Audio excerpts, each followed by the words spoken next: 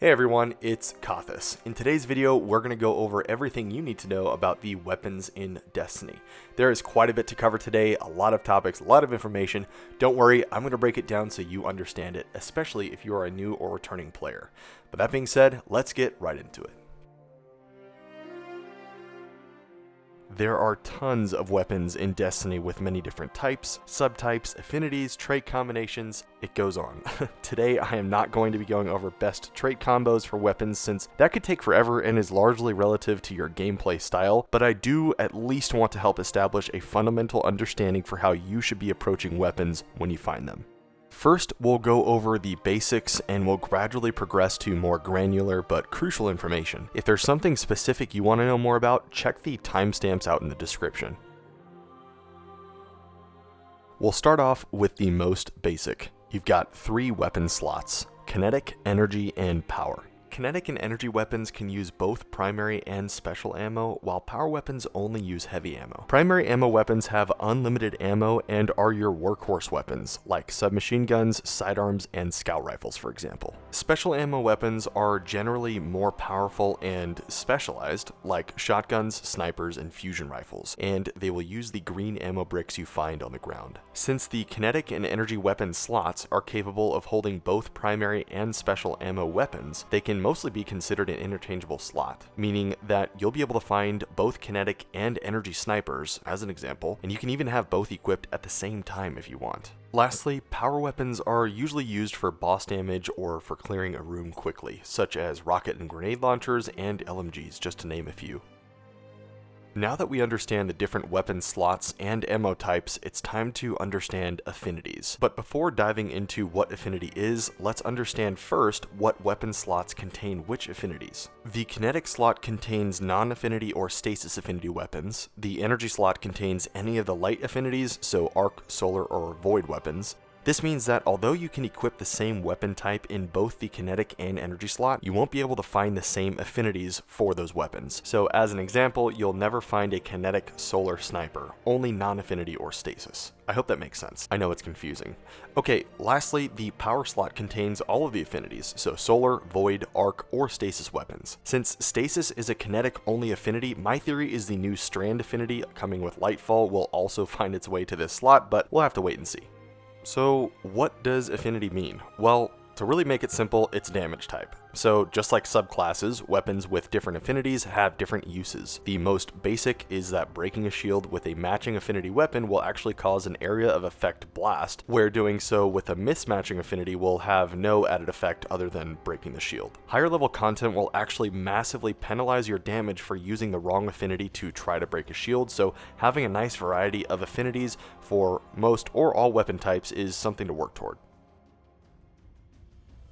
Whew, okay, that was a lot, but stick with me, we're almost done categorizing and then we'll move on to the more fun stuff. Every weapon type also contains a subtype, drastically changing the feel of that weapon type. Without getting too far into the weeds, the intrinsic traits you see here are the weapon archetypes. Don't get too caught up in this if you're just starting off, but at the end of the day, it's good to know that just because you've got a bunch of different scout rifles, they'll most likely all feel vastly different from one another. There are tons of weapons in Destiny, and the game does a really good job of encouraging you to try out as many as you can.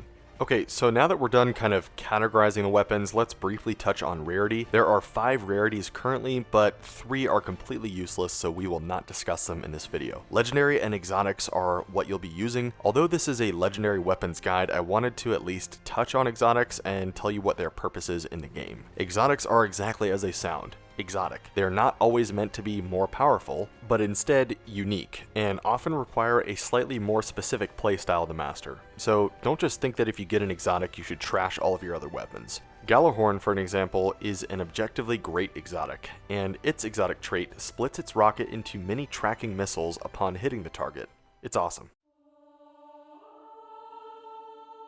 Okay, back to legendary weapons and for more of the fun stuff. We'll go over what you're actually seeing on the weapon screen. Every legendary weapon will have a barrel, magazine, 2 traits, and an origin trait if the weapon came out alongside or after the Witch Queen. So even if you find 3 of the exact same weapon, they'll most likely all have a very different feel to one another with their different random trait rolls.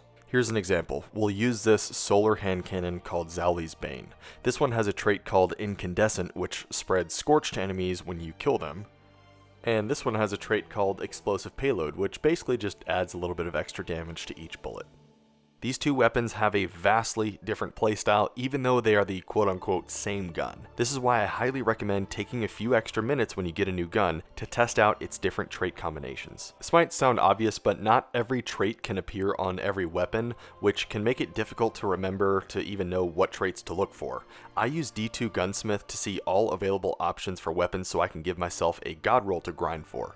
A newer thing that I'm really enjoying is the addition of unique affinity-specific traits, which can work really well in synergizing with your builds. Incandescent is a trait only found on solar weapons, for example, and it spreads the scorch effect to nearby enemies after defeating a target. It's really satisfying to watch everything burn. Certain stasis weapons have traits like Chill Clip and Headstone, which have really good synergy with stasis subclasses, and certain void weapons can get Repulsor Brace, which can work really well with overshield builds in the void subclass.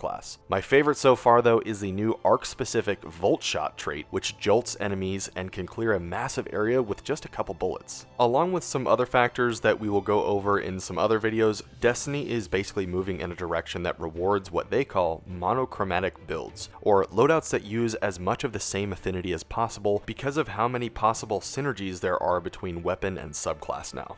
Alright, time to move on to origin traits. Origin traits were recently added to the game and are distinct traits that are unique to the set of weapons they are from. For example, all Suros weapons have Suros Synergy, which is really good in PvP. All Viced weapons have Viced Stinger, which is really good on linear fusion rifles for boss DPS.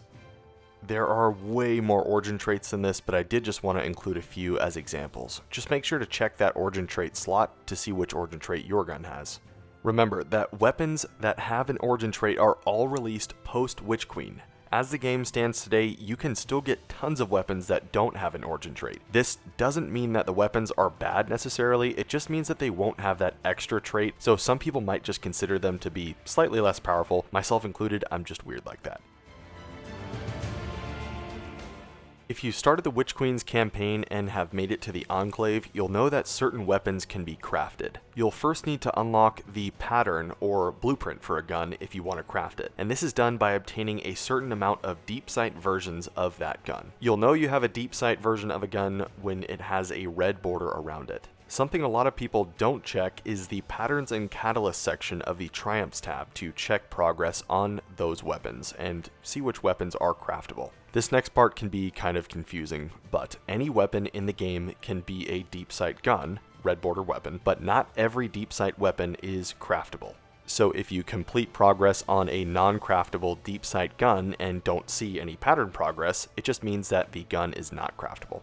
So what's the point of non-craftable deep sight guns? Well, they are pretty much used to obtain the materials you need to help you craft guns, called resonant material, and of course, if you like the gun, you can keep it and use it. Guns you have crafted will have this red icon on the bottom left so you can easily distinguish them from your non-crafted guns. As I mentioned, deep sight versions of guns, again red border guns, give resonant material once the gun is completed and extracted. You can complete these guns by both getting kills and completing activities. Don't worry, it doesn't take that long. Your resonant material stash is in the red box in your inventory and it caps out at 10,000.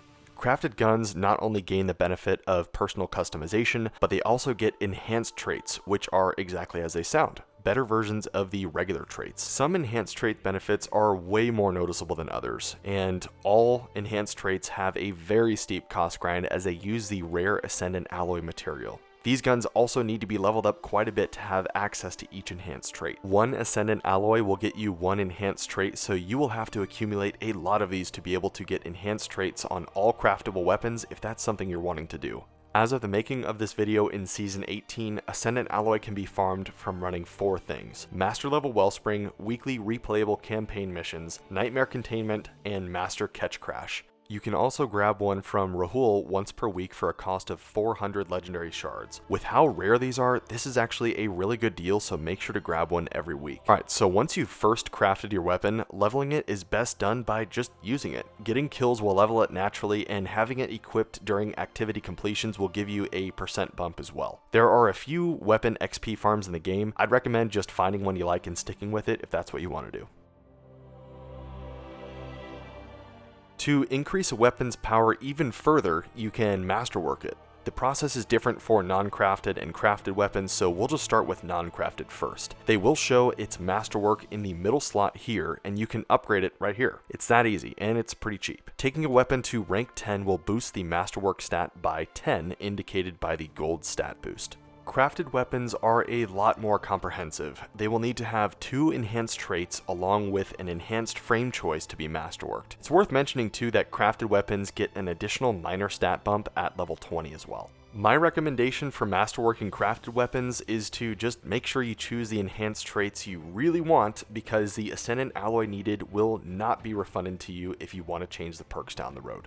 Lastly, all masterworked weapons will be signified by the golden border around the weapon icon.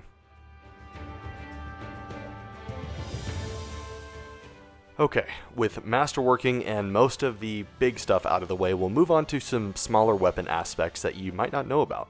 Mods are small improvements that you can make to your guns, but are always worth using because they have unlimited use and are free to slot in. These mods can be found from Banshee and Ada's weekly rotating stock, so make sure to grab them if you're missing any. You may have seen some players with the Adept suffix on their weapons. These are special versions of weapons that can only be obtained from Grandmaster Nightfalls and flawless Trials of Osiris runs. These Adept weapons gain not only a small stat boost and visual difference from their normal counterparts, but also get access to the Adept weapon mods, which are also better versions of the regular mods. They are very tough to get, but this is a nice goal to try to go for. Moving on, if you have a connection with a gun, make sure to choose a kill tracker for it. You can choose either a general total PvE kill count or a Guardian kill count, and in certain cases, you'll gain access to a Gambit counter too.